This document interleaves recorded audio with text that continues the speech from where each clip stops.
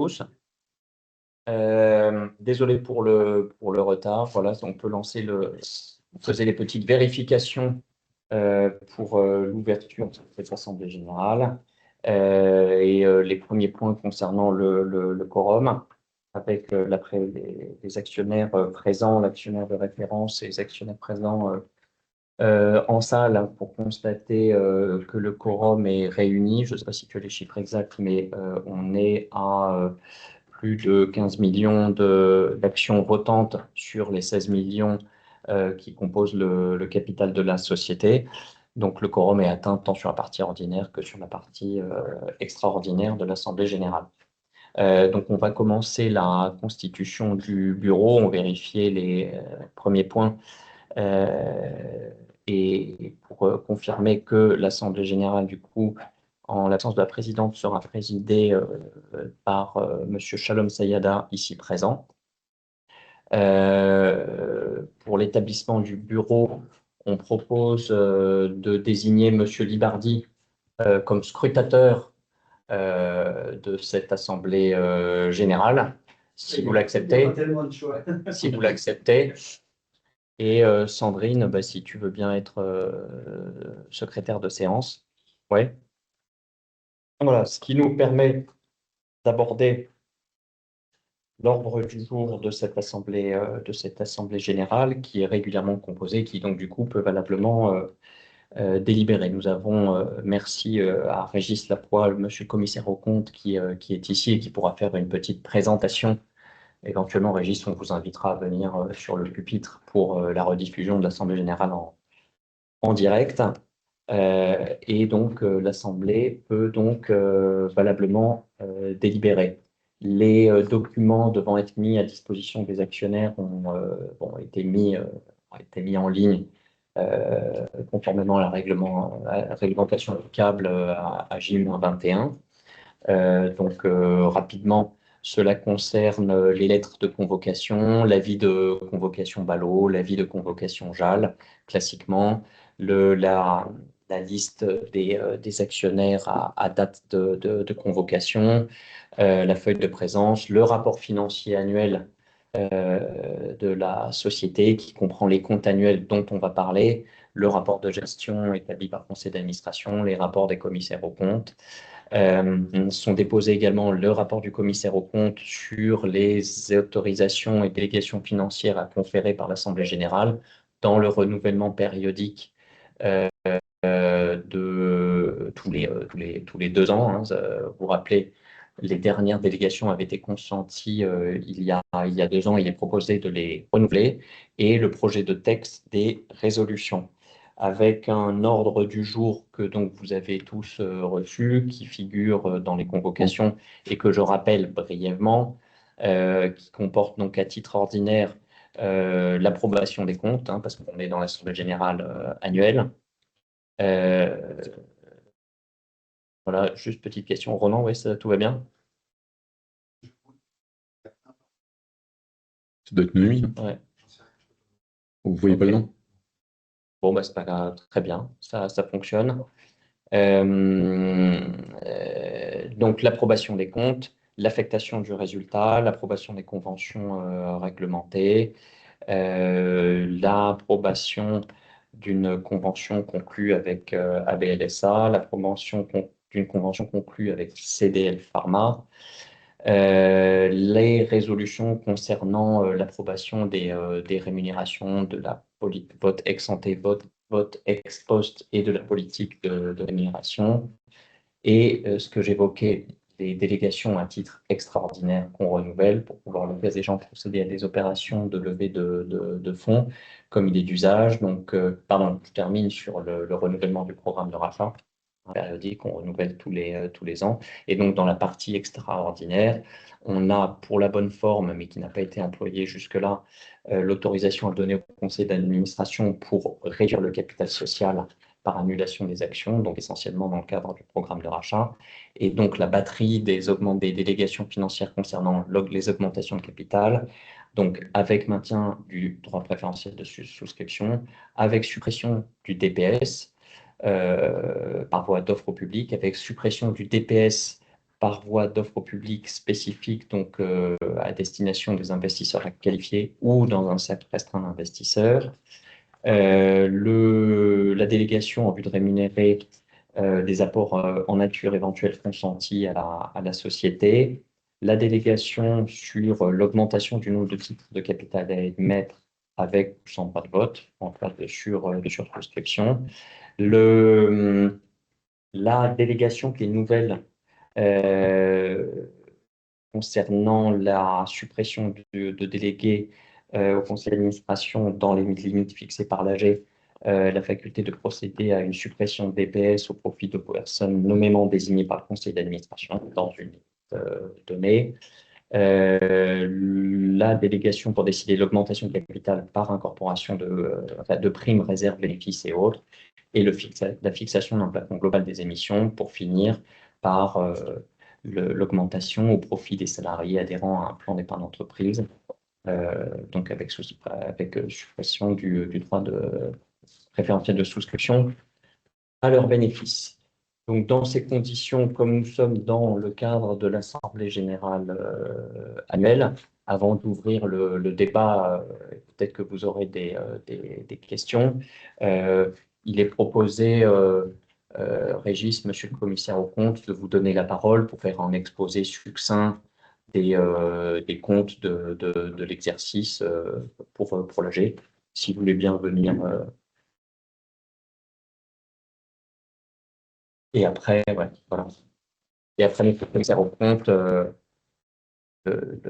représentant légal de la société fera un exposé de l'activité sur l'exercice foulé. On ouvrira le débat avant de passer au vote. Bonjour à tous.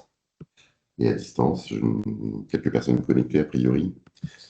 Alors, à côté de nous avons bien sûr, dans le cadre de cette Assemblée générale annuelle, deux rapports concernant les résolutions ordinaires qui sont à vous communiquer, le rapport sur les comptes annuels et le rapport sur les conventions réglementées. Pour tout ce qui concerne les résolutions extraordinaires présentées par Maître Guadon, on a aussi parfois des rapports un peu techniques à communiquer à l'Assemblée générale. Pour ces derniers, j'en ferai pas une lecture, c'est peut-être pas nécessaire. On a l'intégralité de ces rapports sont communiqués en ligne et au siège de la société. Donc, je ne m'attacherai pas trop à les commenter. C'est très technique. Hein, dès qu'on a des résolutions qui peuvent supprimer un droit préférentiel de souscription, il y a un rapport un peu technique à vous faire. Ceux-là ont été faits conformément aux normes professionnelles. Donc, sauf si vous souhaitez vous en donner une lecture intégrale, mais là, j'ai risque de s'éterniser un petit peu sur ce point-là. Pour revenir sur les deux premiers rapports qui concernent les comptes annuels. Alors, avant de vous commenter ces comptes, je vais démarrer par la conclusion, c'est quand même sûrement un petit peu le point central sur les comptes annuels que je vais un petit peu vous présenter, vous documenter. Nous certifions ces comptes sans réserve. Nous considérons qu'ils sont dans leurs aspects de présentation, de méthode conformes aux normes comptables, et donc nous n'avons aucune réserve à formuler en Assemblée générale. On a uniquement un petit point technique qui est rappelé dans ce rapport sur le compte annuel, qui concerne une réforme comptable en vue de la modernisation des états financiers et qui a trouvé à s'appliquer au 1er janvier 2025, qui constitue là de notre côté une observation dite technique. Et donc c'est ce qui est formulé dans notre rapport.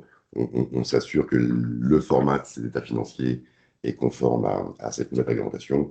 Et on n'a pas on fait l'observation technique, mais qui ne présente pas de réserve non plus sur ce nouveau format de comptes annuels. Pour étayer cette certification sans réserve, on a habituellement un focus aussi technique dans la justification de nos appréciations qui concerne les frais de recherche et développement, toute la partie des projets dits individualisés, identifiés, font l'objet d'une activation. On considère que les dépenses qu'on a engagées au cours d'exercice ont vocation à produire de la rentabilité future sur plusieurs exercices à venir. Et c'est pour cette raison qu'on a, en étroite collaboration avec votre directeur général, ici à ma droite, on a des revues assez techniques, assez précises sur le bien fondé d'activer le projet, de le laisser en niveau en cours aussi longtemps qu'il ne sera pas complètement commercialisé. Et lorsqu'ils sont commercialisés, on pratique un plan d'amortissement qui obéit là aussi à des normes comptables pour lequel donc, on a pu exposer dans notre rapport le fait qu'on s'est assuré que toute l'information qui a été produite au cours de l'exercice est correctement appliquée en application des normes comptables. Et là, voilà, c'est un focus technique également qui est présent dans notre rapport et qui n'appelle pas de commentaires particuliers. Alors, sur les comptes à proprement parler, dont vous avez connaissance, vous aurez quand même observé une nette amélioration du résultat de l'exercice, chiffre d'affaires qui s'améliore assez sensiblement, des coûts qui sont toujours maîtrisés et qui fait qu'on a un petit peu, je dirais, par voie mécanique, une amélioration du résultat de l'exploitation qui était négative, je crois, l'année 24, qui devient positif en 2025. C'est plutôt pour nous déjà un point de vue rassurant, encourageant. Et on a je dirais, peu d'endettement qui vient en dessous du résultat d'exploitation. On a surtout un phénomène appelé résultat d'exploitation qui concerne le crédit d'impôt recherche, qui vient là aussi améliorer le résultat d'ABL Diagnostic. Et on a cette année un niveau un petit peu en dessous de crédit d'impôt recherche par rapport à celui de l'exercice précédent. Mais c'est là aussi un point qui fait l'objet de la part de la direction d'une attention particulière, d'une communication ad hoc avec l'administration fiscale, border le sujet, s'assurer qu'on n'a pas de risque de non-recouvrement ou de remise en cause ou de contrôle fiscal. Ça fait l'objet d'une procédure de rescrit initiée par votre directeur général chaque année pour s'assurer que ces projets sont bien éligibles, qu'il n'y a pas de contestation future quand l'administration, via le rescrit, donne son go de principe. Eh bien, elle est tenue par cette position fiscale, de doctrine fiscale. Donc, ça sécurise les montants qui sont inscrits en résultat et à l'actif du bilan. Ces montants sont régulièrement également recouvrés en trésorerie. Et là encore, on n'a pas non plus détecté de points particuliers, ni d'anomalies, ni de risques sur cette ligne de résultats qui pèse cette année encore un petit peu moins de 700 000 euros, je crois. Je n'ai plus tous les éléments en tête. Mais voilà, on est sur des mêmes niveaux, je dirais, et d'activation de projet et de crédit impôt recherche. On a une structure du bilan qui est équilibrée, un niveau de trésorerie qui est en amélioration grâce aussi aux résultats accumulés sur l'exercice. On a un effet cash opérationnel qui est très visible dans les comptes. Donc pour nous, là aussi, on est complètement rassuré sur ce qu'on appelle un peu la poursuite de l'activité, la continuité d'exploitation, sur lequel on a toujours aussi des obligations un petit peu sensibles à mener, pour s'assurer que la société peut faire face à ses engagements au cours des 12 prochains mois. On est là aussi rassuré au travers de l'audit qu'on a mené, des échanges qu'on a pu avoir avec le directeur général. On est complètement confortable avec ça. Ensuite, bon, tout ce qui commande ces comptes sont là aussi dans des annexes dont vous avez eu la connaissance intégrale.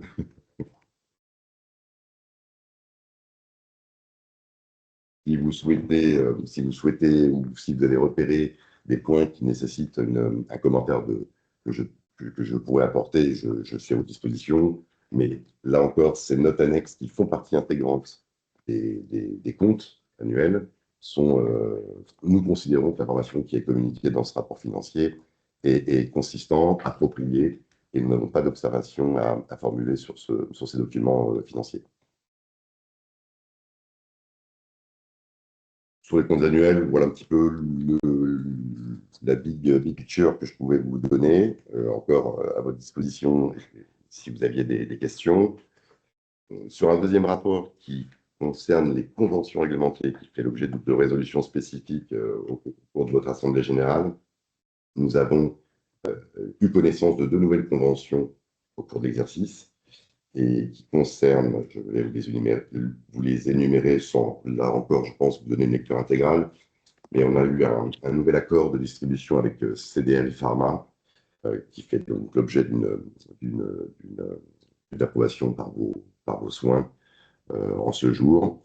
Pour nous, on a collecté les éléments, on n'a pas de commentaires sur ces modalités d'application.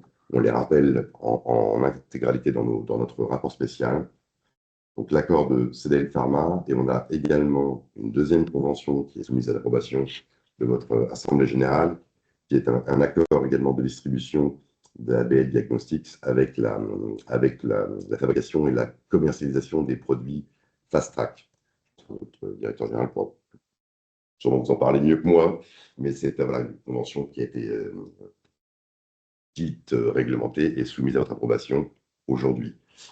Pour les autres, on les rappelle, celles qui continuent à se poursuivre au cours de l'exercice, on ne fait que les rappeler, pas de changement particulier sur les modalités d'application, et nous n'avons pas décelé d'autres conventions au cours de notre mission, hormis les deux que je viens de vous citer. Et si ça vous va, parfait, et ben voilà, moi je reste à votre disposition encore si vous avez des questions. Merci, merci Régis. Merci de cette prise de parole. Merci, monsieur le commissaire au compte. Très bien. Peut-être dans ces conditions, on peut passer la parole, avant d'ouvrir le débat avec les actionnaires, à Shalom Sayada, le directeur général de la société, pour faire un rappel d'un certain nombre d'informations sur l'activité au cours de l'exercice écoulé, de certains éléments intervenus depuis le début de l'exercice, dont certains d'ailleurs figuraient dans le rapport financier annuel. Et Monsieur Sayada, on vous laisse la parole. Merci beaucoup, François. Merci, Régis. Merci, Sandrine, en tout cas, pour toute votre aide. Et bienvenue à tout le monde. Donc, en tous les cas, voilà, on a le plaisir de partager avec vous les comptes annuels 2025 qui s'inscrivent dans l'évolution de ABL Diagnostics. Je rappelle, donc on a introduit notre société en bourse en septembre 2022 et on a l'ambition de faire de ABL Diagnostics un des leaders mondiaux dans nos domaines. On a aujourd'hui, sur l'année 2025, donc pu continuer notre progression avec des résultats financiers, des résultats commerciaux en très net progrès. Comme l'a rappelé Régis, on continue d'investir en R&D. On a un investissement de R&D qui représente un effort considérable, qui reste constant, qu'on continue de maintenir de façon constante en valeur absolue, avec une équipe qui s'étoffe un tout petit peu. On continue d'acheter, d'activer des achats sur des nouvelles technologies pour rester très compétitif et de maintenir des partenariats avec des sociétés dans notre domaine pour que nos produits, je rappelle que nos produits sont des produits de biologie moléculaire, mais également des logiciels, et qu'on continue d'être le plus compétitif possible pour de donner en tout cas les moyens de nos ambitions et de notre progression commerciale et financière. En principe, en tous les cas, notre gamme de produits traditionnels qui, je rappelle, donc c'est du diagnostic dans le domaine avec la biologie moléculaire pour détecter des mutations de virus et de bactéries.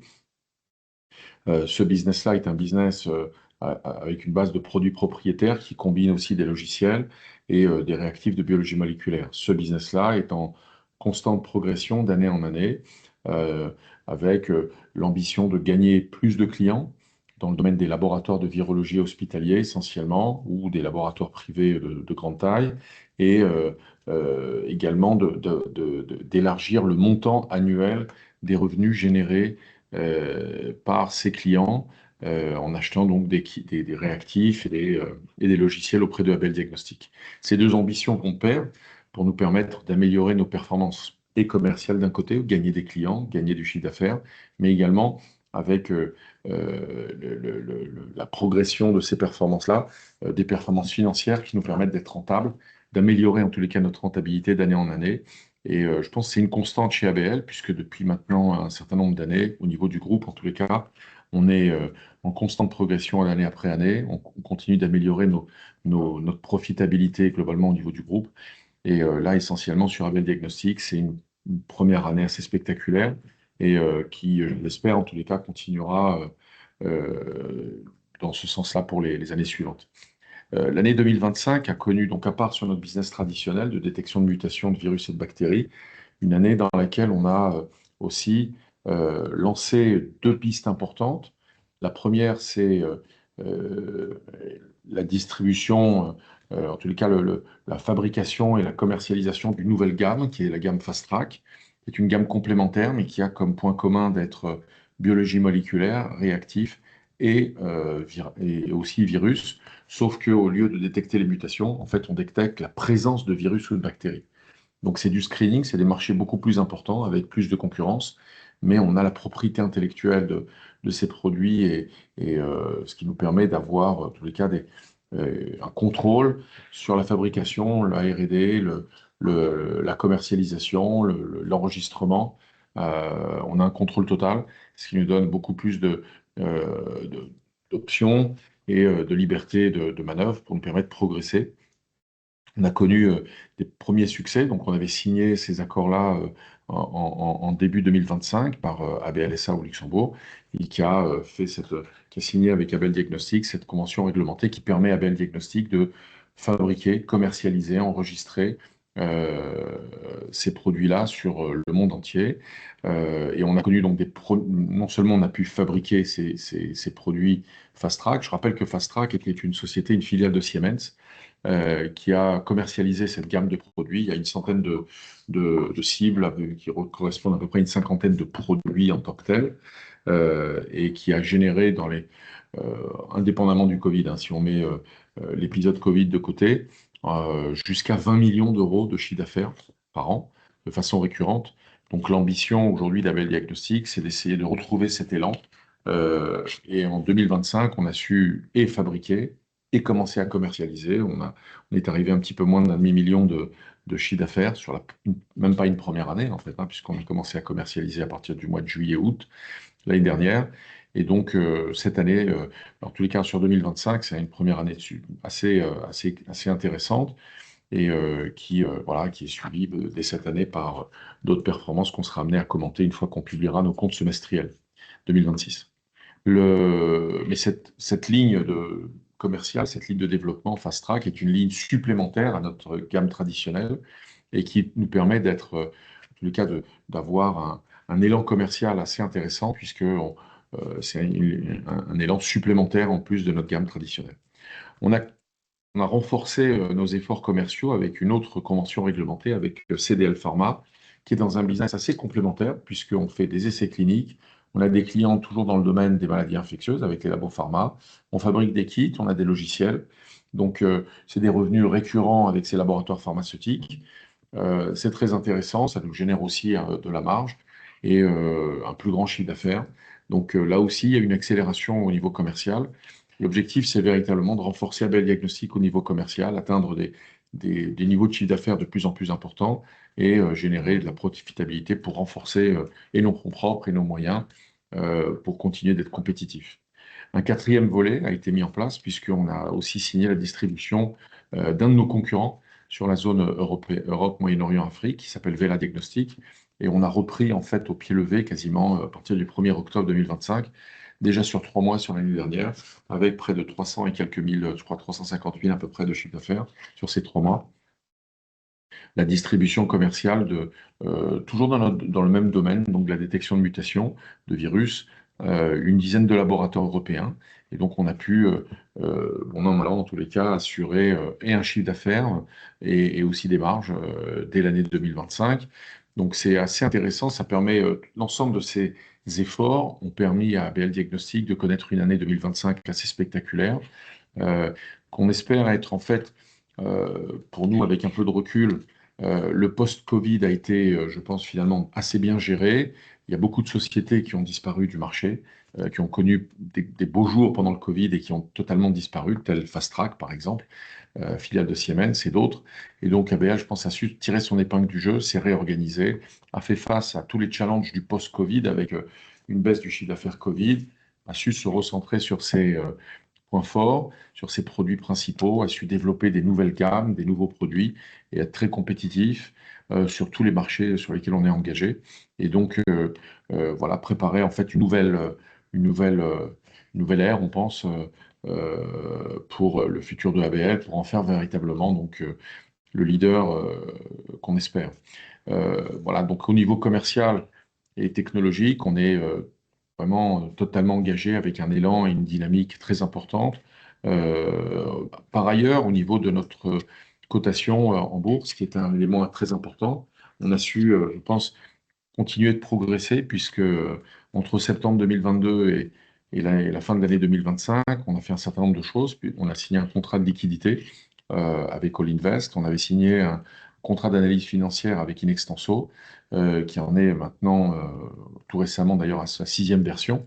Donc ils font véritablement un travail remarquable d'analyse indépendante des performances, du business de Abel Diagnostic.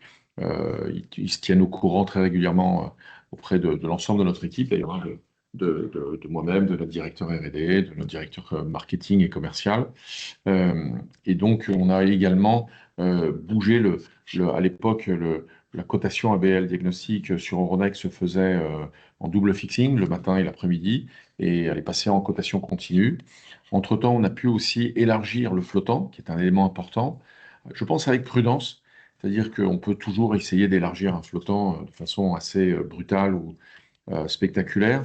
L'objectif, c'est d'accompagner cette évolution, parce que celui qui rachète des actions peut être amené à les garder, à en vendre une partie, en la totalité. Donc, pour essayer d'accompagner ce mouvement d'élargissement de flottant. Je rappelle que quand on est en septembre 2022, on avait 99,7, je crois qu'on avait le record au Guinness Book du nombre d'actions détenues d'une société cotée, et qu'aujourd'hui, on est à un peu plus de 3 et quelques pourcents de flottants. Je crois qu'on a grosso modo multiplié par 10 en 3 ans. L'objectif, c'est de continuer dans cette tendance, selon les engagements qu'on a pris auprès de l'AMF, avec qui on a d'ailleurs des échanges réguliers sur différentes idées pour élargir ce flottant avec, disons en tous les cas, de façon coordonnée, de façon prudente, mais de façon sérieuse. Et donc, on prend conseil. On a eu des échanges récents avec l'équipe juridique de monsieur l'avocat et monsieur Descamps. Merci, de l'AMF. Ouais. Et donc, on a eu des échanges avec l'équipe de l'AMF, voilà, comme d'ailleurs avec l'équipe Euronext, pour évoquer en tous les cas des différentes solutions pour élargir ce flottant, qui est un élément clé pour être en mesure à un moment ou à un autre de compléter des financements importants pour nous aider à financer une croissance la plus large possible sur différents territoires. Ce n'est pas un secret qu'on a des velléités pour installer Abel Diagnostic sur le territoire américain. On l'a déclaré à plusieurs reprises. On explore différentes options qui peuvent passer par différentes solutions que je ne veux pas évoquer aujourd'hui en tous les cas, mais c'est quelque chose en tous les cas qui nous intéresse, qui nous anime régulièrement, même si notre préoccupation au quotidien reste nos performances commerciales avec les différentes gammes que j'ai mentionnées, nos performances financières pour continuer de bien gérer l'entreprise, continuer les remboursements des prêts qu'on a eus notamment auprès de la BPI pour nous aider à développer notre R&D et nos programmes réglementaires et qui se font à vive allure, puisque pratiquement en fin 2026, normalement, on aura pratiquement presque plus de dettes envers des tiers qui sont extérieurs au groupe ABL. Donc c'est une grosse performance en termes financiers pour assainir si besoin. Et qui nous permet d'être un peu plus bankable, hein, d'intéresser les banques. Hein. On a de nombreuses sollicitations aujourd'hui des différentes banques pour nous accompagner sur nos différents projets. Donc je crois que c'est aussi une marque importante de confiance pour le projet Abel Diagnostic. Ce qui reste pour moi, en tous les cas, extrêmement important, c'est de suivre la confiance de nos clients, des laboratoires, des experts, des publications scientifiques qui continuent de se développer dans le monde sur les performances de nos produits, la satisfaction des différents experts que je suis amené à rencontrer, parce que moi je me déplace beaucoup pour rencontrer nos experts dans différents pays, et leur satisfaction d'utiliser nos produits, nos réactifs et nos logiciels. On a un constant effort, on a publié un certain nombre de communiqués cette année sur des nouvelles gammes de produits, donc qui sont pas liés véritablement à l'année 2025, même si une partie de la R&D a été faite en 2025, et comme l'a précisé Régis dans le cadre de notre crédit impôt recherche. Mais c'est extrêmement important de voir que ABL continue de lancer des nouvelles gammes qui sont toutes complémentaires. C'est véritablement toujours ciblé vers le domaine du diagnostic, de la biologie moléculaire, de la virologie, de la bactériologie, avec des nouvelles gammes de technologies qu'on a appelées Hybrid Check, qui utilise une nouvelle gamme et qui va détecter des mutations d'une façon complémentaire. Notre but, c'est vraiment de satisfaire le plus grand nombre de clients, le plus grand nombre d'experts avec des technologies qui sont plus ou moins différentes, plus ou moins similaires, mais qui doivent nous permettre, en tous les cas, de satisfaire les besoins variables dans différents pays, différents laboratoires. Voilà, on est donc sur une belle année et qui augure une année 2026, en tous les cas, avec des nouveaux challenges. On est le 30 juin, donc on est en train, aujourd'hui même, on est en train de clore notre premier semestre, qui a été un semestre extrêmement plein, extrêmement intéressant, mais qui aura, en tout le cas, son rapport financier semestriel en temps et en heure dans les prochaines semaines. Mais en tous les cas, qui a été pour nous une période très intéressante. Et les dernières analyses financières aussi ont été assez prometteuses. Et en tous les cas, j'ai plaisir à animer au quotidien avec l'ensemble de l'équipe, avec Ronan qui dirige et les affaires réglementaires et un certain nombre d'autres projets corporate, et l'ensemble du conseil d'administration qui nous soutient tout le long de l'année. Voilà pour les grands points. Je suis ouvert à toutes les questions et ou pareil, le cas échéant, passer au vote. Merci Shalom pour la présentation, comme d'habitude, très circonstanciée de l'activité, qui du coup, je pense, peut nous dispenser d'une lecture intégrale des 134 pages du rapport annuel, si l'Assemblée générale en est d'accord.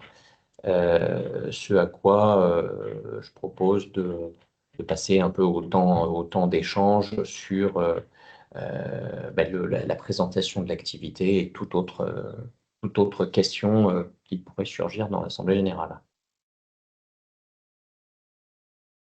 Monsieur Libardi, donc oui, la chose est très simple. L'aspect sanitaire, vous êtes vraiment très dynamique, je vois. L'aspect boursier et autres, la question la plus simple qu'il faut poser, c'est que vous avez fait appel à la bourse avec un objectif bien spécifique, j'imagine. Quel est le but d'avoir voulu être coté en bourse? Notre objectif, c'était, et c'est toujours, d'abord d'apporter le maximum de transparence et de visibilité de notre activité, qui est, je pense, un paramètre critique quand on en vient à rencontrer aujourd'hui, que ce soit des banques, que ce soit des investisseurs potentiels, ou même être amené à recruter du personnel, ou même faire des acquisitions. Aujourd'hui, la transparence que ABL Diagnostic offre en étant coté sur le marché est absolument indiscutable. Attendez, je vais venir à votre point. Et donc, c'est une des premières raisons pour être passé en bourse. Vous auriez pu le faire sans être coté. C'est difficile. En étant privé. C'est difficile, mais le véritable problème, c'est qu'aujourd'hui, pour être coté, si vous voulez être coté avec un côté rationnel, c'est d'élargir le flottant. Et aujourd'hui, moi, je constate que vous êtes à peine même pas à 2% du flottant. On est un petit peu plus. Un peu plus, mais peu importe. Ces dernières semaines. Pour intéresser la bourse, il faut que les gens analysent les comptes plutôt que d'analyser votre compétence médicale. Moi, je prends votre demande personnellement. C'est-à-dire que je suis convaincu que c'est une nécessité que d'augmenter notre flottant. Après, il faut le faire, et je pense qu'il faut, avec beaucoup de respect, je pense qu'il faut le faire aussi de façon coordonnée. Parce que, je prends un exemple, vous pouvez avoir des nouveaux actionnaires qui sont des investisseurs très intéressés, qui peuvent acheter des titres, des blocs, pour accéder à des gros volumes, mais qui peuvent être intéressés uniquement par revendre. Et donc, ceux-là peuvent être amenés à contrôler, vu qu'ils ont un grand nombre d'actions qui sont amenées à revendre par rapport aux flottants, leur pourcentage d'actions qu'ils détiennent par rapport à ce qui est revendu est énorme. Donc, ils influencent le cours, et d'une façon peut-être incontrôlée, qui n'est pas nécessairement rationnelle. C'est le but de la bourse. Attendez. C'est pour ça. Je suis d'accord avec vous. Vous n'avez pas apporté un jugement sur la bourse. Moi, je ne porte aucun jugement. Déjà, le contrôle, vous l'avez plus qu'il n'en faut. 95%, un actionnaire du flottant pourrait demander le retrait de la bourse aussi.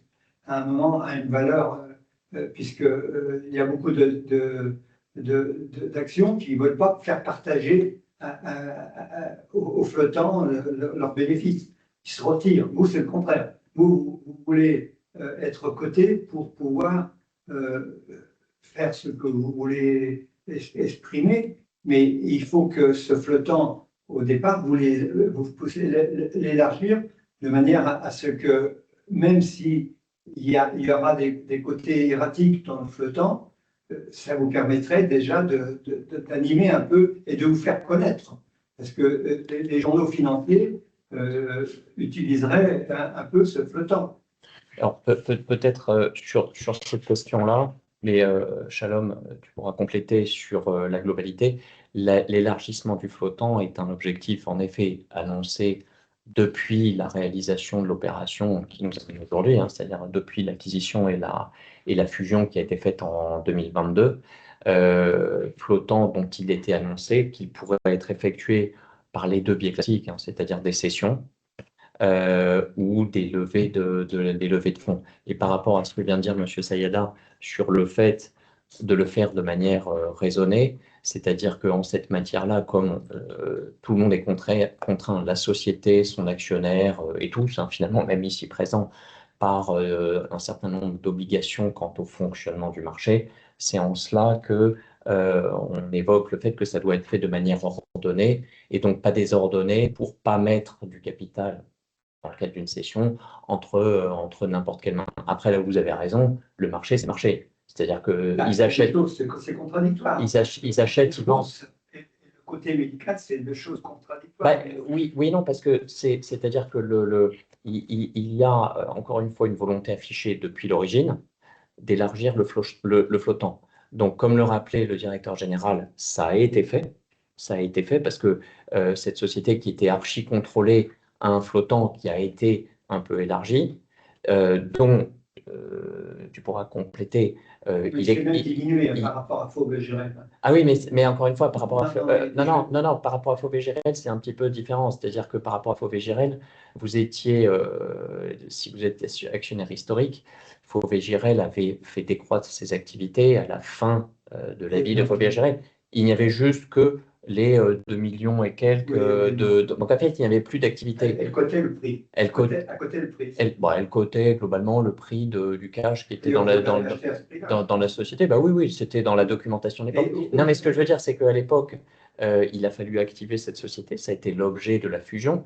Et donc, quand vous apportez une valeur importante, 28 millions d'euros, si je me souviens bien à l'époque, à quelque chose qui en vaut 2, ben forcément, vous vous reluez. Donc là, il y a un effet mécanique des choses qui avait été fait à l'époque en bonne et due forme, avec le dépôt, l'ouverture d'une liquidité, etc. Maintenant, depuis, il y a eu cet effet de relution par cette opération.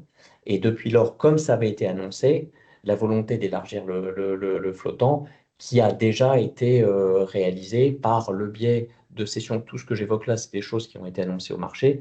Donc la mise en place d'un contrat de liquidité, bon, c'est mieux que rien, hein, c'est quand même le principe. Oui, non, mais c'est théorique, dans le sens qu'aujourd'hui, à 2,40 l'action, ça vous fait une capitalisation de 40 millions. Bon, c'est théorique. Oui et non.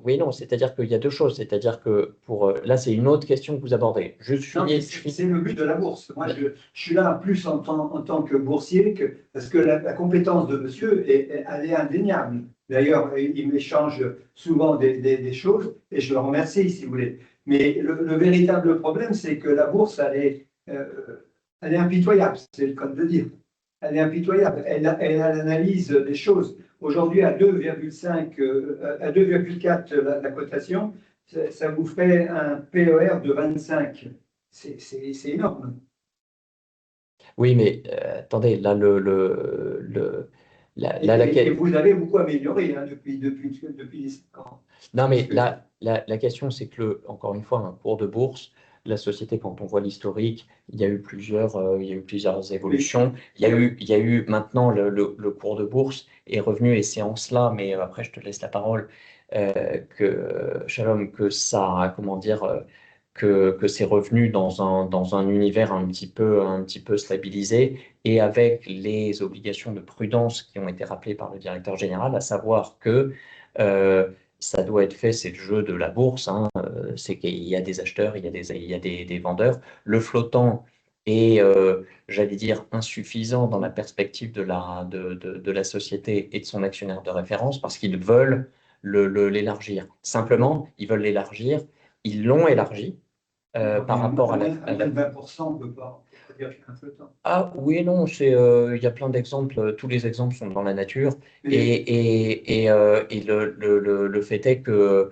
de toute façon, l'annonce avait été faite à l'époque d'une volonté d'élargir le flottant, si je me souviens bien, jusqu'à 30%.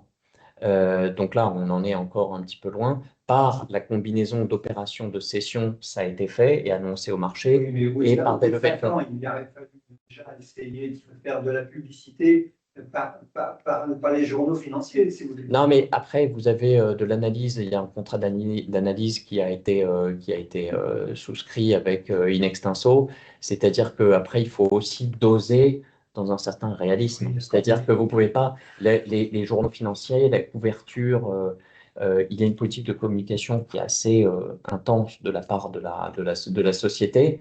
Donc après, c'est un petit peu au marché et aux actionnaires de voir les choses. Après, il y a une question de dosage hein, sur la communication. Si je peux me permettre, je voudrais Allez-y, juste allez-y. peut-être ajouter deux, trois choses. La première, c'est que moi, je respecte tout à fait Non, mais c'est votre commentaire. Une seconde, une seconde. moi. Une seconde, une seconde. Je vous dis juste mon opinion. Après, je comprends très, très bien.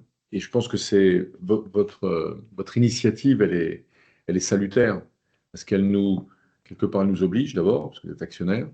Et pour nous, c'est très important. Et deuxièmement, c'est le souhait qu'on a. C'est pour ça qu'on est rentré en bourse. C'est d'augmenter le flottant. Après, c'est pas qu'on veut pas le faire n'importe comment. C'est qu'on essaye de le faire de façon très ordonnée. On a des conseils. On échange, comme je l'ai dit, avec l'AMF, avec Euronext, et avec nos propres conseils. Je note quand même, si vous me permettez l'observation, et je vous invite à la vérifier, c'est que lors des dernières semaines, peut-être lors des 3 derniers mois, il y a un volume d'échanges quotidiens qui s'est notablement augmenté. Une seconde, une seconde. Laissez-moi juste finir. Regardez, captez. Et donc, il y a un grand nombre d'actions qui se sont échangées. On est passé à plusieurs milliers d'actions par jour. Avant, c'était plusieurs dizaines. Puis, c'est passé à plusieurs centaines. Et actuellement, c'est plusieurs milliers. On a eu, je crois, un record à plus de 100 000 actions dans une journée, ce qui est pas mal, ce qui a fait 340, de mémoire, 340 000 euros d'échangés dans une seule journée. C'est notre record. C'est pas si mal. Pas du tout. Non, mais ça, je veux dire, Pardon 40, Attendez, excusez-moi. Vous avez dit famille, quoi? comment? Non, non, ça peut pas être de la famille Non, parce que famille, non, ça peut pas être la famille parce que si c'était, enfin si, ça pourrait être de la famille, mais ça doit être déclaré. non, mais famille, j'entends élargi, je ne parle pas de la famille interne, je parle du secteur. Ah, du secteur. Ah bah ça, on sait pas. Ça, on Je ne sait sais pas qui achète et qui vend. Attendez, On peut je pas n'ai aucun savoir. contrôle. Attendez, vous avez une question qui est de dire, on devrait augmenter le flottant. C'est votre question. C'est ça, c'est la question. Je vous réponds. Je vous dis, je pense qu'on fait un certain nombre d'efforts depuis 3-4 ans, depuis qu'on est coté, depuis qu'on a eu le visa. Et je note que depuis quelques semaines, on est passé de quelques centaines par jour à quelques milliers, voire un record de 350 000 euros échangés en une seule journée. Vous le notez. C'est concret, c'est factuel. Vous pouvez le voir à la seconde sur Boursorama. Je crois que c'était il y a un mois et demi ou 2 mois. Il y a eu. Voilà. Et c'est constant, c'est-à-dire que régulièrement, tous les jours, il y a plusieurs milliers d'actions qui sont échangées. Moi, j'apprécie, je trouve que c'est bien. Je regarde effectivement à 2,5. Vous dites que le PER de 25, c'est beaucoup. Je note que nos peers, les sociétés comparables sur d'autres marchés, parce qu'en France, je ne crois pas qu'il y ait énormément, et c'est pas, c'est très, je dis ça modestement aussi, mais il n'y a pas, je ne connais pas, à part Biomérieux, je ne connais pas beaucoup de sociétés qui ont des produits propriétaires dans le diagnostic, avec des revenus récurrents, seconde, avec des marges brutes de plus de 80%, qui sont dans notre secteur. Parce que Eurobio, ce n'est pas notre secteur. Non, mais vous êtes très compétent. C'est ça que je dis. Moi, je dis qu'aujourd'hui, si vous avez fait un pas vers la bourse, ça veut dire que vous avez l'intention d'utiliser un peu l'épargne publique. Et au bout de 5 ans, on pourrait se poser la On question. n'est pas 5 ans. Comment? 5 ans, ça serait 2027. Je vous donne rendez-vous l'année prochaine. Ouais. Non, mais vous avez raison. Vous savez, chaque chose, ça prend du temps. Il y a des gens qui veulent bien faire, des gens qui veulent mal faire. Même si vous perdez un peu d'argent parce que vous estimez qu'à vos 8, c'est pas très grave. Au moins, vous animez un peu par les. Vous savez combien, je vais vous poser une question, si vous me permettez, combien on a fait de sessions de bloc au cours de la dernière année?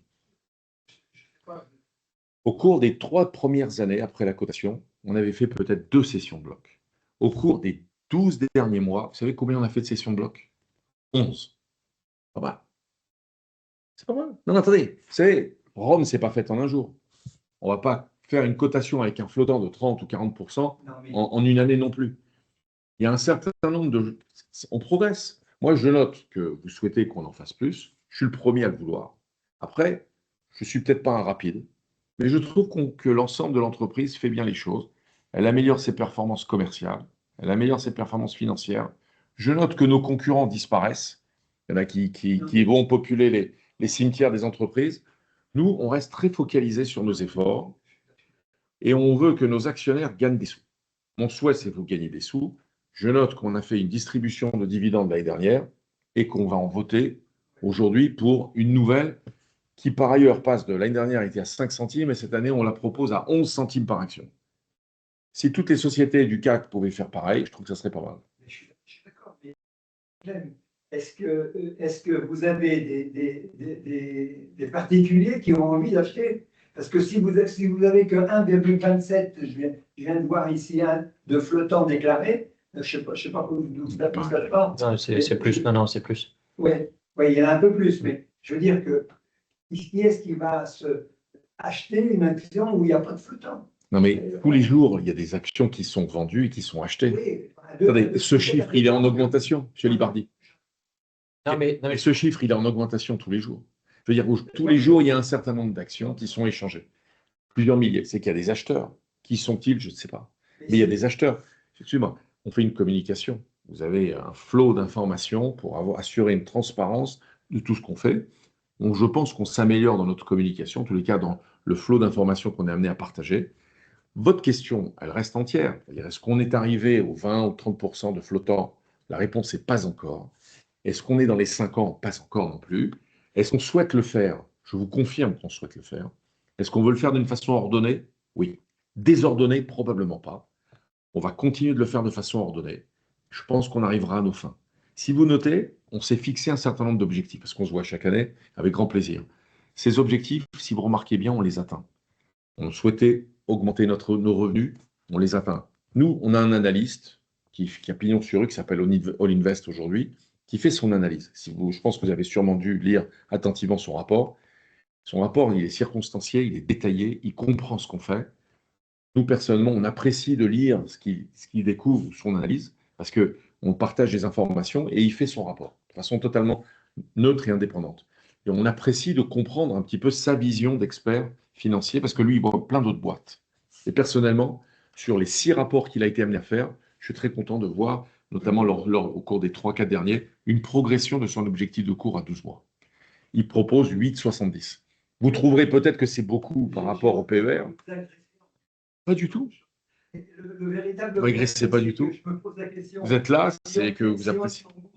C'est parce que vous avez un objectif. Même si vous perdez en élargissant, hein, parce que vous dites à 2,40, c'est un cadeau que je fais aux gens. Je dis pas ça. Non, mais je n'ai pas dit que vous disiez ça, mais le juge de paie, il est là. Mais je crois qu'il ne faut pas mélanger les choses. Là, on parle de volume et du flottant et de la vitalité d'un titre et du cours de l'action. Ce sont deux choses qui sont différentes. Ce que je veux dire par là, c'est que là, le cours, ici, présent, personne ne peut vraiment le commenter. et d'ailleurs, accessoirement, personne n'a vraiment le droit de le commenter. Le cours, ce qui fait le cours d'une société, c'est aussi la solidité financière de cette société. Et là, je reviens à ce qui a été présenté. Mais que ce soit 2,40, 3, 4 ou peu importe, j'allais dire. Ensuite, l'objectif de la société annoncée, c'est d'élargir son flottant. De ce point de vue-là, Je ne sais pas pourquoi il y a la peur de l'élargir. Mais il n'y a pas non, peur. non, il n'y a pas de peur. C'est simplement que ça se Pourquoi fait, vous dites qu'il y a peur? Attendez. ça se fait pas dans un Pourquoi vous cadre dites qu'il y a peur? Moi, je n'ai pas Je sais peur. pas, parce que J'ai peur du si Dieu. vous élargissez, il y aura un peu d'animation, il y aura peut-être des cas-figure, des gens qui vont venir pour vous embêter, peut-être, je ne sais pas, pour faire coter ces. Mais c'est ce que j'essaie de vous dire. C'est-à-dire que Mais cet élargissement, vous voulez le faire de façon brutale. C'est-à-dire vous aimeriez qu'on vende. Ben, c'est ce qu'on fait. Alors, on le fait de façon progressive. Si, il y a plus, on est même plutôt à 4. Hein. On est presque à 5. Hein. On est bientôt en franchissement de seuil à 5% de seuil. Le jour où on passera à moins de 95%, Belle Luxembourg passera à moins de 95%, on devra déclarer un franchissement de seuil à la baisse. Oui. On n'en est pas loin. Ce que je veux vous dire, c'est qu'on n'en est pas loin de franchir ce seuil à la baisse. C'est théorique. Normal pour avertir la population. Non, mais ça veut quand même dire qu'on a cédé des blocs, qu'on a cédé des actions. On n'a pas peur en tant que tel. Après, comment vous dire, vous savez, moi, si vous avez des investisseurs intéressés, je suis très heureux de discuter avec eux. On n'a pas de peur. On a des échanges avec des investisseurs potentiels. C'est des échanges qui sont constants. C'est comme avec les banques, c'est comme avec les partenaires ou avec les clients. Il y a des échanges constants de parties d'investisseurs potentiels, des family office, des investisseurs individuels ou des fonds d'investissement qui sont intéressés, qui nous sollicitent, avec qui on discute et qui ont, eux, des fenêtres pendant lesquelles ils peuvent investir. Nous aussi, on a des fenêtres, hein, puisque, comme vous savez, on a des fenêtres fermées puis avant et après la publication de nos comptes. Donc, il y a également des moments où on peut le faire, des moments où on ne peut pas le faire. Et donc, on avance dans ce contexte-là. Ce que je vais essayer de vous dire, c'est que factuellement, non seulement on n'a pas peur, mais on est déterminé à augmenter ce flottant de façon, c'est pas intelligente ou pas, mais en tous les cas, on le fait de façon ordonnée, progressive. C'est pas le cours de l'action en tant que tel. Si vous regardez par rapport à 2022, il a baissé. Donc, si je voulais vraiment, honnêtement, si j'avais vraiment envie de maintenir un cours à 16 euros ou à truc, je n'en vendrais pas. Je contrôlerais. Bon, donc, c'est pas ce qu'on fait. Ouais. Oui, mais encore une fois, l'entrée en bourse après l'opération de fusion, l'actionnaire de référence était à 99,7. Non, mais attendez, juste factuellement, vous guettez le moment où vous devrez déclarer un franchissement à la baisse pour déclarer que vous êtes en dessous de 95. Donc là, ils sont un peu au-dessus de 95. Ça veut dire qu'ils sont passés de 99,7 à 95 quelque chose. Donc, c'est peut-être pas suffisant, etc., pour en effet la vitalité d'un titre à long terme d'une société cotée. Pour autant, mécaniquement, factuellement, il y a un élargissement du flottant de celui-là. Mais c'est mécanique, puisque vous guettez le franchissement de seuil à la baisse à 95% quand il se produira, avec en plus tout ça est fait de manière transparente. C'est-à-dire que toutes les opérations qui ont été faites sont déclarées à l'AMF et accessibles à tout le public. Donc, ce que je veux dire, c'est que là, tout ce dont on parle est totalement transparent. Après, dans un futur qui se profile, puisque c'est l'objectif, c'est de continuer ce mouvement-là par la combinaison de différentes opérations comme cela avait été annoncé. Donc, des petites sessions de blocs, encore une fois, tout ça ayant été annoncé, ou bien par des opérations plus significatives.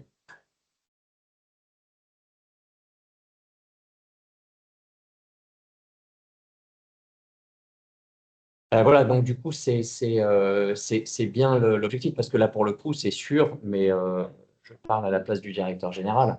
Là, c'est sûr que l'objectif n'est pas d'acheter une société à 99% et de rester à 99%. Mais du coup, au moment où on parle, il y a déjà eu cet élargissement, voilà, et il va continuer. En plus, il n'y a pas beaucoup de secteurs qui sont à part l'énergie et la médecine. Le reste, c'est assez fantaisiste. C'est un peu difficile par moment. moment. Je veux dire que c'est le but de la bourse, d'ailleurs. chose. Aujourd'hui, vous pourriez, avec ce côté, puisque vous êtes dans un secteur très in, vous pourriez essayer de l'utiliser, justement. Ah, mais Je pense que, si vous voulez, on est aussi, vous savez, on est tenu par un certain nombre de messages et c'est assez contrôlé. On ne peut pas dire ce qu'on a envie de faire ou ce qu'on va faire. Mais je pense que vous nous suivez depuis longtemps pour savoir qu'on est déterminé, qu'on progresse, qu'on fait ce qu'on dit. On a un objectif qui est d'élargir ce flottant. C'est une déclaration à l'AMF qu'on a faite en 2022. Et je peux vous dire qu'on est véritablement déterminé à le faire jusqu'au bout. Maintenant, on le fait avec les autorités, on le fait dans le droit, on le fait en respectant les règles. Et donc, il y a une certaine prudence, il y a des périodes où on peut le faire, il y a des moments qui sont propices à faire ce genre d'opération. Et en tous les cas, on a différentes options encore sur la table dans les prochaines semaines, prochains mois, on l'espère, pour continuer, en tous les cas, de progresser sur un des points que vous avez évoqués, qui est le flottant. À côté de ça, je pense que moi, puisque c'est une communication qu'on a faite récemment, je vous invite peut-être à regarder aussi les déclarations qu'on a faites. C'est la première fois, c'est la première année, si vous avez noté, c'est la première année où on a fait une déclaration sur notre perspective de l'atterrissage du chiffre d'affaires 2026, qu'on a ciblé avec une augmentation très significative par rapport au chiffre 2025, puisqu'on a ciblé de réaliser jusqu'à 12,2 millions, alors qu'on a terminé l'année à 6,9. Ça fait une augmentation de près de 75%. Si on arrive à nos fins, je pense que c'est encore plus spectaculaire que les performances 2025. Donc, c'est public, ça fait partie de ce qu'on a déclaré. On l'a explicité. On aura un point sur les performances au 30 juin 2026, bientôt. Donc, et je pense que tous ces éléments-là, les uns avec les autres, les contacts qu'on a pour essayer d'élargir le flottant, nous permettront de démontrer, j'espère dans un proche avenir, qu'on avait raison de choisir cette voie de rentrer en bourse et pourquoi on voulait le faire. Je pense qu'on suit notre chemin. On n'est peut-être pas spectaculaire. Je ne suis pas un Bionext, Biocinex. Vous connaissez Biocinex, vous connaissez toutes ces boîtes intégragènes. Ils ont promis monts et merveilles, les Génomic Vision de ce monde. Ce n'est pas mon monde. Moi, je suis un petit monsieur, un besogneux. Je fais mon taf, comme on dit. J'essaie de faire mon travail dans un domaine que je connais un peu. Et j'essaie de mener à bien notre barque, à tous, dans un objectif qui est de créer de la valeur pour mes actionnaires, et pour moi-même, bien sûr, mais aussi pour mes actionnaires en priorité, mais toujours dans la légalité. Voilà. Et je ne lâcherai pas. Dallas, si vous voulez, vous êtes dans les big pharma, c'est assez décrié quand même. Il faut faire attention à ces gens-là. Moi, je ne suis pas dans les big pharma, hein, je suis dans le diagnostic. Compris, mais c'est toujours du médical. C'est du médical. Alors, en espérant que ces choses. Vous savez, avec toutes les opportunités qu'on a et qu'on a eues et qu'on aura peut-être à nouveau, parce que moi, je ne suis pas un oiseau de mauvais augure, mais c'est vrai qu'on a vu encore récemment des risques d'épidémies sanitaires, des nouveaux problèmes. Hein. Il y a encore eu récemment des alertes Ebola, des alertes. Oui, les politiciens sont des gens qui exploitent. Vous savez, moi, je ne suis pas de ceux qui diront que le Covid, c'était une supercherie. Moi, je les ai vus mourir, les gens. Je les ai vus dans les hôpitaux. Non, attendez. Dans les allées des hôpitaux en Italie, je les ai vus. J'ai été dans ces allées. J'ai été voir dans les morgues à l'époque. Pendant le mars 2020, avril 2020, j'y étais. Non, c'était quelque chose de très sérieux. Et je remercie le bon Dieu et les laboratoires pharmaceutiques qui ont développé des bons vaccins. Sans eux, il n'y aurait pas eu d'économie pendant un bon bout de temps. Enfin bon, ça, c'est un autre sujet. Je pense que, voilà, on est en tous les cas sur un bilan 2025, je crois, qui a été salué. Et en tout cas, on prend avec beaucoup de façon très constructive votre demande. Et en tout cas, on essaye de vous confirmer, de vous rassurer que c'est quelque chose dont on tient Depuis compte. 5 ans, je suis. Et que vous, d'ailleurs, vous répondez d'une manière très, très, très élégante. Hein, Merci. Je vous remercie de ça, mais ça fait pas la possibilité de pouvoir vendre ou participer à. Moi, je suis surpris parce que normalement, vous pouvez, si vous souhaitiez vendre, vous auriez pu, puisqu'il y a des milliers d'actions qui sont échangées tous les jours, des dizaines de milliers. Donc, même en acheter. Moi, j'ai eu des demandes à un moment dans différents forums de gens qui me disaient je ne pouvais pas acheter, et ils m'ont dit récemment qu'ils ont pu acheter. il y avait plus de volume. Maintenant, il n'y a pas 20% de flottants, mais il y a plus de volume. On s'approche des 5%. On suit cette direction. On n'est pas immobile à regarder. On n'est pas des... Je pense qu'il y a beaucoup de choses qui sont faites. Oui, mais si vous aviez lâché un peu de papier, vous auriez peut-être une Je meilleure. veux bien, trouvez-moi des acheteurs. Je vous avais invité l'année dernière. Je vous avais proposé l'année dernière. Si vous avez des acheteurs, vous êtes le bienvenu. Si vous voulez en acheter plus, moi, je suis pas contre. Je suis pas contre. Mais aujourd'hui, les acheteurs qu'on a devant nous, potentiels, il y en a qui ont acheté, il y en a qui n'ont pas acheté. Donc, si vous dites lâcher du papier, je veux bien. Pour lâcher, il faut qu'il y ait des gens qui le reprennent. L'article avec les journaux, avec les informations. Non, mais attendez, ça se fait pas aussi facilement. C'est qu'il suffit pas de décréter. Il suffit pas de décréter, c'est-à-dire que là, on voit encore une fois, on est passé de 99 à 95 et quelques. Donc, mécaniquement, on ne peut pas nier qu'il y a eu une amélioration. Et pour ce qui est des étapes ultérieures, c'est pas non plus, comment dire, avec un seul outil. La société a utilisé plusieurs outils et son actionnaire de référence plusieurs outils. Ils vont continuer à le faire. Et comme il l'avait annoncé, et ça pourra passer dans le futur par, en effet, quand vous dites lâcher du papier, bon, c'est-à-dire par des sessions supplémentaires, ce qu'ils avaient évoqué, ce qu'ils ont commencé à faire, ou bien par ce qu'ils avaient annoncé de la même manière, des levées de fonds pour, là pour le coup, en faire appel public, enfin c'est l'ancienne terminologie, mais l'appel public à l'épargne, l'offre au public, pour aller solliciter l'investissement du public. Mais tout ça, c'est la combinaison de différents outils qui sont dans la boîte à outils que la société a déjà utilisé pour la plupart et qu'elle va continuer de faire puisque l'objectif est inchangé. Donc là, personne ne peut nier que de ce point de vue-là, on a eu une amélioration des choses.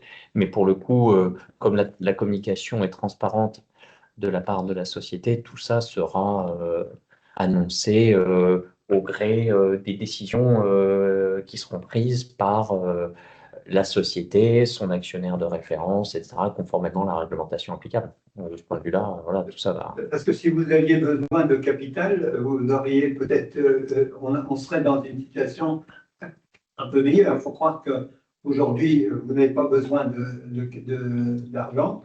Donc, vous restez sur des positions d'amélioration des résultats et de développement de vos recherches. Moi, je suis un compétent Non, mais ça, c'est l'avis de la société, d'une société, AB Diagnostics, comme toutes les sociétés de France et de Navarre et du monde entier. C'est-à-dire que c'est la croissance intrinsèque de la société qui fonctionne et qui peut être combinée à l'appel à des fonds extérieurs par des investisseurs institutionnels qui seraient appelés au capital, et la société est contactée elle-même, comme bien d'autres, par un certain nombre de personnes qui viennent toquer à la porte, etc. Et ce que vous évoquez, par l'offre au public, pour en effet la terminologie. Mais là, pour le coup, ce qu'on évoquait, c'est que tout ça doit s'inscrire en combinaison avec les besoins de la société et de manière ordonnée, comme le rappelait le directeur général. Voilà, c'est ça le principe de la progression. Mais encore une fois, jusqu'à présent, tout a été fait conformément à ce qui avait été annoncé dans la documentation publique il y a 4 ans. Ouais. Je suis désolé d'être Mais non, mais vous faites bien. Interlocuteur. Mais non, mais vous faites bien, puisque c'est le principe. Hein. C'est bien dommage, parce que, en définitive, ça serait quand même plus intéressant d'avoir d'autres actionnaires qui croient plus. Moi je crois parce que j'étais en Forêt-Girel. Sans ça, je ne connais pas votre dynamisme. J'ai vu que on s'est connus avec votre rachat et la dilution où c'est que je sais pas, j'avais un certain nombre d'actions et j'ai eu des actions diluées gratuites qui m'ont été distribuées. Si vous voulez. Ben, après, non, c'est un petit peu différent. Vous aviez des actions et les actions sont restées, mais la participation était diluée par l'opération de fusion. Mais vous êtes toujours. Après, vous ne pouvez pas nier que la société elle-même, et c'était un des objectifs affichés et poursuivis dans le cadre de cette opération et d'accès au marché via Faubé-Girel et cette opération-là, ben, la transparence de la société, là, pour le coup, D'ailleurs, c'était la seule, est c'était élevée. Hein. la seule qui avait 95%. 97. Elle était même à 97, elle était même à, alors, il en reste quasiment plus, mais il en reste quasiment plus. Après, sur la bourse de Paris, comme on évoquait de manière un peu informelle tout à l'heure, il y a vraiment un peu tout, hein, il y a à boire et à manger. C'est-à-dire qu'en termes de composition du capital, vous avez vraiment tout. Et des sociétés très contrôlées, là pour le coup, il y en a quand même un petit paquet. Mais ça nous éloigne un peu du sujet, qui est que de toute façon, peut-être. Oui, mais elle était un quota, même en tant que Faubé-Girel, elle était un quota. Ah bah, non, mais ils avaient déjà le problème, parce qu'elle était en effet à plus de 97, elle était à 97,5 Oui, mais donc du coup, le problème était déjà là, en fait. Donc simplement, là, au moment où on parle, même par rapport à Faubé-Girel, il y a plus de flottants que par rapport à cette époque-là.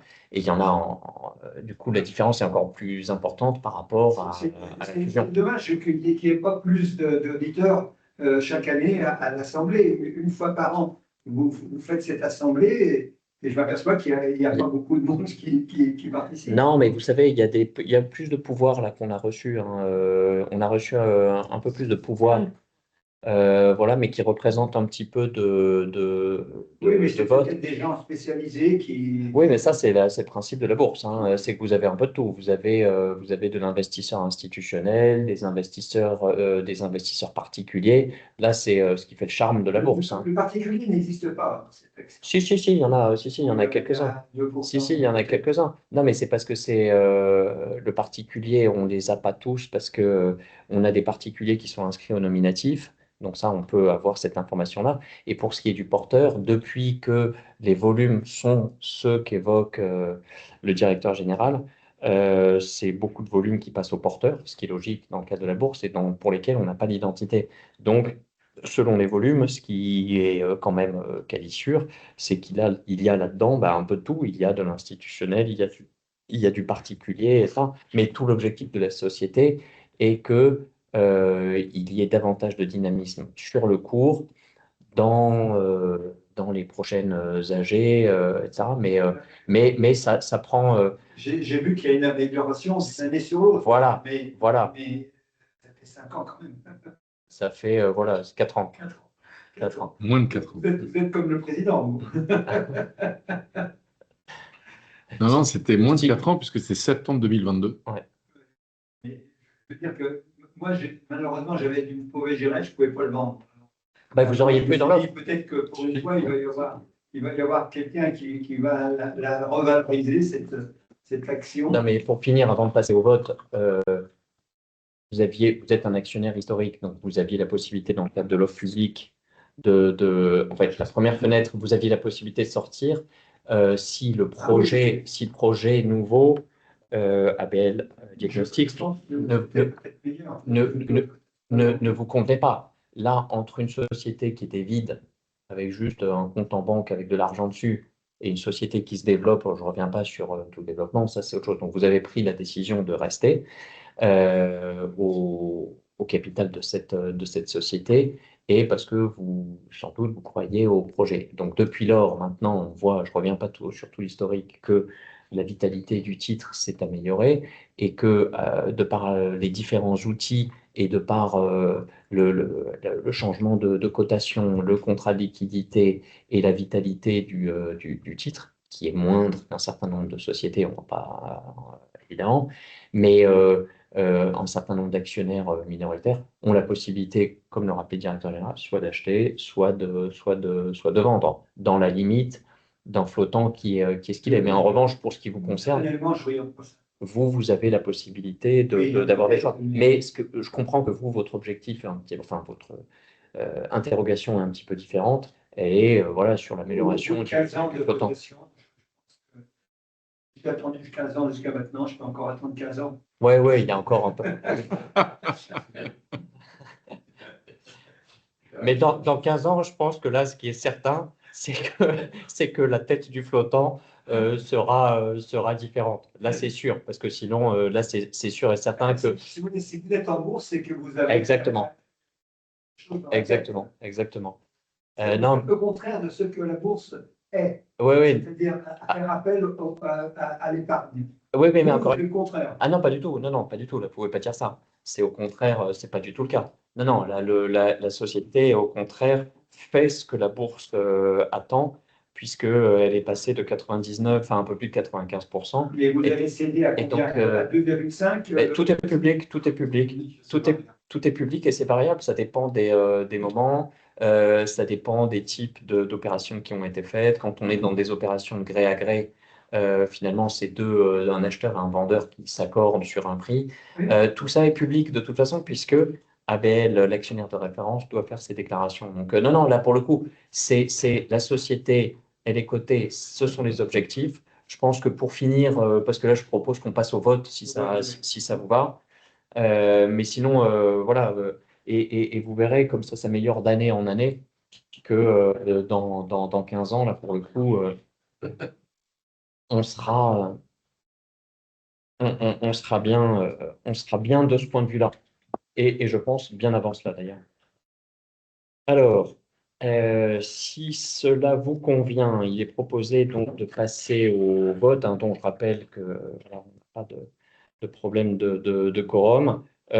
Si l'Assemblée générale est d'accord, plutôt que de lire chacune des résolutions qui ont fait l'objet, on va les résumer de manière un peu succincte avant de passer au vote, parce que l'information a été communiquée et qu'il s'agit de résolutions dans la très très grande majorité, voire la quasi-intégralité, assez classiques.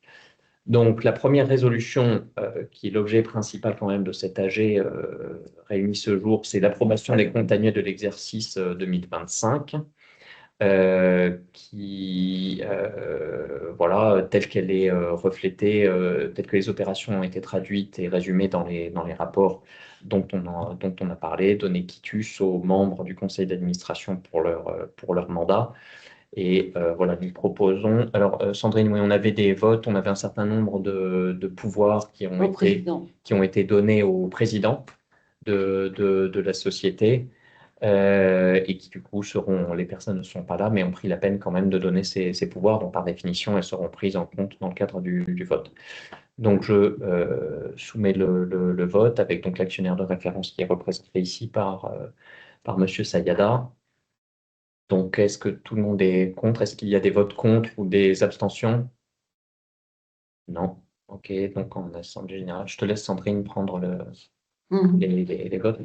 La deuxième résolution qui est le corollaire, c'est l'affectation du résultat de l'exercice 2025 avec le bénéfice net qu'on évoquait en amélioration donc, de 986 693 euros qui amène avec le report à nouveau antérieur à un bénéfice distribuable de 1 794 741 euros, dont il est proposé de distribuer à titre de dividende un montant de 1 772 612,16 euros, ce qui représente un dividende par action de 0,11 euros, 11 centimes par action, versus 5 centimes l'année dernière, avec une affectation du solde de 22 128,84 euros en report à nouveau. L'Assemblée générale prend acte que la part du dividende qui revient à l'actionnaire de référence ABL-SA, donc là, soit la somme de 1 684 000 euros et quelques environ, soit payé pour partie par compensation de créances, donc c'est-à-dire de réduire dans le cadre du prêt que la société avait consenti à son actionnaire, de l'ordre de combien? De 400 et quelques mille euros, non, c'est ça, la compensation de créances, ce sera Je ne sais pas exactement. 400 000, 500 000. Donc, du coup, il y aura pour partie de la compensation de créances et le solde sera versé en espèces comme à tous les autres actionnaires. Donc, est-ce qu'il y a des votes contre, des abstentions? Non. La troisième résolution, ce sont les conventions visées à l'article, les conventions réglementées 225-38 et l'approbation des conditions du rapport du commissaire aux comptes sur les conventions qui sont mentionnées. Donc, les conventions nouvelles dont on va parler parce qu'il y a les deux résolutions spécifiques d'approbation en 4e et 5e, et là, c'est la 3e résolution qui fait état des conventions qui se sont poursuivies et des nouvelles conventions qui ont été votées. Est-ce qu'il y a des votes contre ou des abstentions? Non, sachant que ABLSA, pour cette résolution comme pour les précédentes, ne peut pas participer au vote et que ces actions ne sont pas prises en compte pour le quorum et la majorité. Ce qui nous amène à la 4e résolution, qui est l'approbation dont on a parlé de la convention conclue avec ABLSA en tant que nouvelle convention réglementée, dont je ne reviens pas sur le détail, on a eu l'occasion d'en parler. Est-ce qu'il y a des votes contre, des abstentions? Non. Ce qui nous amène à la 5e résolution, qui est l'approbation de la convention conclue avec CDL Pharma. Donc, il a été fait état. Est-ce qu'il y a des votes contre, des abstentions? Non. On passe ensuite au volet des résolutions concernant la rémunération des mandataires sociaux et des représentants légaux. Donc, dans la 6e résolution, c'est l'approbation des informations sur les rémunérations des mandataires sociaux mentionnées à l'article L2210-9 du Code de commerce, telle qu'elle figure dans le rapport financier annuel, dans le rapport sur le gouvernement d'entreprise. Est-ce qu'il y a des votes contre, des abstentions? Non. La 6e résolution de ce pan des résolutions sur les rémunérations concerne l'approbation des éléments fixes, variables, exceptionnels qui composent la rémunération totale et les avantages de toute nature versés à M. Shalom Sayada, ici présent, directeur général, au titre de l'exercice clos le 31 décembre 2025, tels que ces éléments figurent encore une fois dans le rapport financier annuel. Est-ce qu'il y a des votes contre, des abstentions? Non. Le pendant de cette résolution qui concerne Madame Noémie Sadoun, présidente du conseil d'administration. La direction de cette société est dissociée, directeur général et président du conseil d'administration. Est-ce qu'il y a des votes contre, des abstentions? Non. Maintenant, on passe en prospectif à l'approbation de la politique de rémunération des dirigeants mandataires sociaux. En application de l'article L22-10-8 grand 2 du Code de commerce. Est-ce qu'il y a des votes contre, des abstentions? Non. Et pour finir par le pendant, et on est obligé de dissocier pour l'approbation de la politique de rémunération des administrateurs, qui, de la même manière que pour tous les autres membres qu'on vient d'évoquer, n'a pas changé d'un exercice à l'autre. Donc, on est dans une reconduction, toujours sous le même visa de 22-18 grand 2 du Code de commerce. Et donc, il est proposé d'approuver la politique de rémunération. Est-ce qu'il y a des votes contre, des abstentions? Non, elle est adoptée. On passe à la dernière résolution du volet de l'Assemblée générale ordinaire, qui est cette résolution technique sur l'autorisation à conférer au conseil d'administration pour que la société puisse opérer sur les titres de la société, la résolution dite de programme de rachat d'actions, qui sert à alimenter notamment le contrat de liquidité et qui rappelle à quel titre ces actions peuvent être rachetées.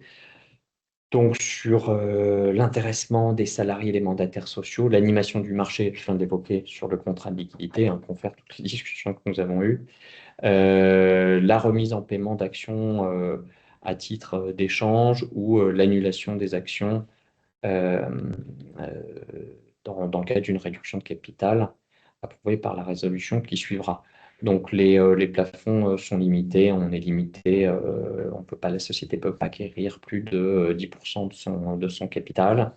Cette limite elle est réduite à 5% pour ce qui concerne les opérations de croissance externe. Donc, on est dans un cadre qui est assez classique On aurait une limitation globale d'environ 24 millions d'euros.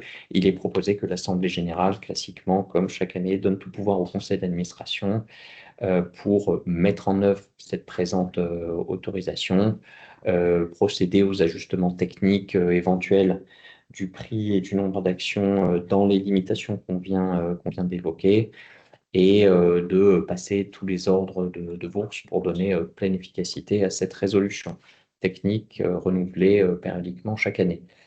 Est-ce qu'il y a des votes contre, des abstentions? Non. Ce qui nous amène à la partie extraordinaire de l'Assemblée générale, à savoir la première résolution qui est la 12e résolution, qui est l'autorisation à donner au conseil d'administration à l'effet de réduire le capital social par annulation d'actions, qu'on renouvelle annuellement parce qu'elle est le corollaire, pas unique, mais de celle qu'on vient de voter sur le programme de rachat, puisqu'elle permet, dans les limites de 10% du capital par période de 24 mois, d'annuler les actions qui seraient ainsi acquises, et qu'on doit forcément faire passer en assemblée générale cette année comme les années précédentes, et donc pour conférer tout pouvoir au conseil d'administration pour réaliser ces opérations d'annulation réalisées dans ce cadre très précis que je viens d'évoquer, délégation qui est consentie pour une durée de 18 mois. Est-ce qu'il y a des votes contre, des abstentions? Non.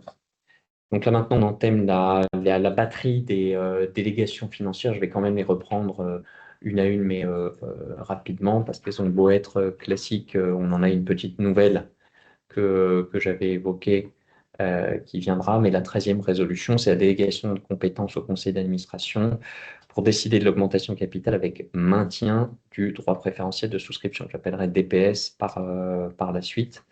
Donc, on a une délégation au conseil d'administration d'émettre tout titre de capital ou donnant accès au capital dans la limite d'un montant nominal maximum de 800 000 euros et la limite d'un montant nominal maximum pour la branche de titre de créance de la partie dette en cas de titre convertible de 10 millions d'euros. Donc là, je la détaille un petit peu plus parce que la mécanique de délégation est un peu similaire pour les autres délégations financières. Donc je la détaille un tout petit peu plus pour celle-ci et un peu moins pour les autres. Voilà, que c'est de décider que les actionnaires pourront exercer dans ce cadre-là leur DPS à titre irréductible. Voilà, conformément à la réglementation applicable, et que le conseil d'administration, en plus, pourra instituer un droit de souscription à titre réductible, ce qui est classique. Qu'en cas d'insuffisance des souscriptions, le conseil pourra utiliser les différentes facultés prévues par 225-134 l'article 125-134 du Code de commerce pour la réalisation de l'augmentation de capital, que la présente délégation emporte de plein droit au profit des porteurs de valeurs mobilières qui donnent accès au capital, renonciation à leur droit préférentiel de souscription au titre de capital qui pourrait en résulter, que l'Assemblée générale décide que le conseil d'administration aura tout pouvoir pour déterminer la catégorie des titres émis, fixer leur rémunération avec ou sans prime, déterminer l'ensemble des caractéristiques des opérations et mettre en œuvre cette délégation dans les limites que je viens d'évoquer, fixées par l'Assemblée générale, avec une délégation qui est fixée au délai prévu par les textes, à savoir pour 26 mois à compter de la présente Assemblée générale. Est-ce qu'il y a des votes contre, des abstentions? Vous pourriez lire seulement le titre, c'est pas la peine de faire des explications. Oui, ça va bien, ouais. On va faire comme ça. Je trouve que vous êtes trop dans le détail. Non, mais ça me va bien. Puisqu'on n'a pas le droit à la parole. On a le droit théoriquement à la parole. Bien sûr, si. Non, mais alors, non, mais bien sûr. Le titre, et voilà. Allons-y. 14e résolution. Délégation de compétences au conseil d'administration pour décider l'augmentation de capital avec suppression du droit préférentiel de souscription. Avec la suppression, ça ne serait pas correct pour les minoritaires. Par voie d'offre au public. Ouais. Voilà. Est-ce qu'il y a des votes contre? Pour quand même. D'accord. Ça pourrait permettre d'augmenter le flottant. Oui. 15e résolution, délégation de compétences à donner au conseil d'administration pour décider de l'augmentation de capital avec suppression du droit préférentiel de souscription par offre au public spécifique, celle qui est visée au premièrement de l'article L411-1-2 du Code monétaire et financier. C'est le placement privé ou le cercle restreint. Est-ce qu'il y a des votes contre, des abstentions? 16e résolution, délégation de compétences à donner au conseil d'administration à l'effet de procéder à l'émission d'actions et ou de valeurs mobilières donnant accès au capital de société en vue de rémunérer des apports en nature, c'est la délégation sur les apports en nature, consentis à la société et constitués de titres de capital ou de valeurs mobilières donnant accès au capital. Est-ce qu'il y a des votes contre, des abstentions? Non, la 17e résolution, c'est l'autorisation à consentir au conseil d'administration à l'effet d'augmenter le nombre de titres à émettre en cas d'augmentation de capital avec ou sans droit de préférentiel de souscription, en cas de sursouscription. Est-ce qu'il y a des votes contre, des abstentions? Non. La 18e résolution est la délégation de compétences consentie au conseil d'administration en vue d'augmenter le capital social de la société par émission d'actions ordinaires et ou de toute valeur mobilière donnant accès au capital avec suppression du droit préférentiel de souscription au profit de personnes nommément désignées par le conseil d'administration dans les limites évoquées. Est-ce qu'il y a des votes contre, des abstentions? Non. La 19e résolution, c'est la délégation de compétences à donner au conseil d'administration pour décider de l'augmentation capitale par incorporation de primes, réserves, bénéfices et autres. Résolution technique. Est-ce qu'il y a des votes contre, des abstentions? Non. La 20e résolution, c'est la fixation d'un plafond global des émissions. Évoqué 800 000 € en nominal, 10 millions pour les titres de créance. Est-ce qu'il y a des votes contre, des abstentions? Non. La 21e, c'est la délégation technique sur la délégation de compétences à donner au conseil d'administration pour décider de l'augmentation du capital en faveur des salariés adhérant à un plan d'épargne d'entreprise avec suppression du droit préférentiel de souscription au profit de ces derniers. Est-ce qu'il y a des votes contre, des abstentions? Non. Et la dernière résolution, qui ne devrait pas poser de problème, est les pouvoirs pour formalité. Voilà, très bien. Bah, écoutez, sur la compilation des droits de vote sera retranscrite dans le PV. Monsieur le scrutateur, on vous fera passer le projet de PV pour signature, hein, comme à l'accoutumée. Voilà, l'ordre du jour maintenant est épuisé et on peut clore cette assemblée générale. Merci à tous. Merci. Non, tu pourras.